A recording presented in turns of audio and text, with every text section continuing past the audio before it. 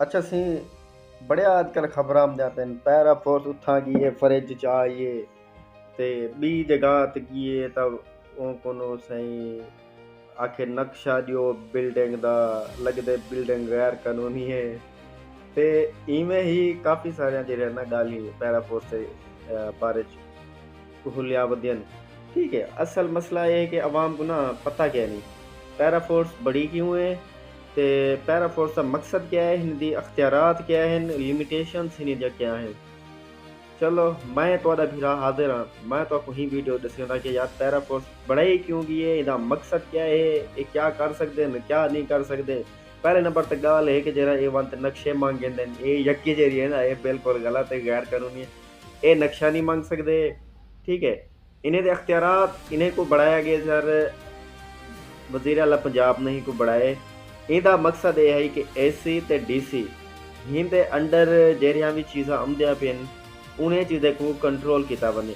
AC ਤੇ DC ਦੇ ਅਖਤਿਆਰਾਤ ਦੇ ਵਿੱਚ ਚੀਜ਼ਾਂ ਆਉਂਦੀਆਂ ਹਨ ਕਿ ਯਾਰ ਜੇ ਹੱਦ ਤੋਂ ਤਜਾਵਜ਼ ਕਰਦੇ ਨੇ ਸੜਕਾਂ ਦੇ ਉੱਤੇ ਖੜੇ ਹੁੰਦੇ ਨੇ, ਸੜਕਾਂ ਬਲਾਕ ਥੀ वेंदे रेड़ियां ला खड़दे दुकान वाले सामान बाहर कट सकते हैं। ज़मीन और सरकारी होती है लेकिन ये जरा ना इनकी वजह को आवाम बड़ी परेशान थी दी है। ये वास्ते बढ़ाया गया कहीं को रोकथाम किते। वह दूसरी गल है कि कई चीज़ की कमी थी दी है या खुद सख्त महंगाई करन किते चीज़ां जिहन लोग स्टॉक कर गिंदे। ठीक है, देखो होर्डिंग आदे इंग्लिश के विच उन चीज़ को रोकन किते। वह दूसरी गल है कि कब्जे वगैरह ज़मीन के उत्ते जिहड़े ना इत्थे प्यान हुकूमत चाहती पई कि इन्हें को भी सैट किया बने ये मामला भी। अच्छा बी गल सुनो, ये कब्जे जेह्ड़े थे पे खुद को पैरा फोर्स एक्शन नहीं गिन सकती।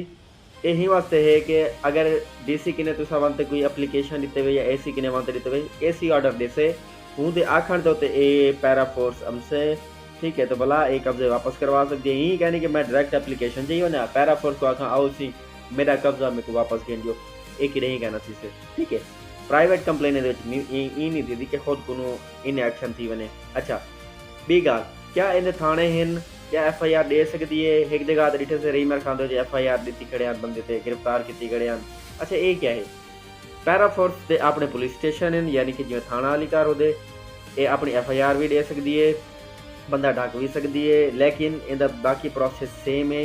बंदे को पकड़े सन 24 घंटे के अंदर अंदर मजिस्ट्रेट जज के सामने पेश करे सन, उनका रिमांड गिन सन, उनकी जी कार्रवाई हो सी वो दसे सन। अच्छा पैरा फोर्स के जेरे भी जुर्म हैं ये नाकाबिल जमानत हैं। ठीक है, इन्हें दी जमानत दे कोर्ट के हुक्म कहनी कि यार तुम इन्हें जमानत दे दियो। ठीक है, लेकिन जमानत आम केसेस उमें थी वे दी है ये भी गल है। अच्छा ते अगर इन्हें कोई चीज़ सील करनी है अच्छा तो चीज़ें दुकान के उत्ते आते सील भी कर सकते हैं।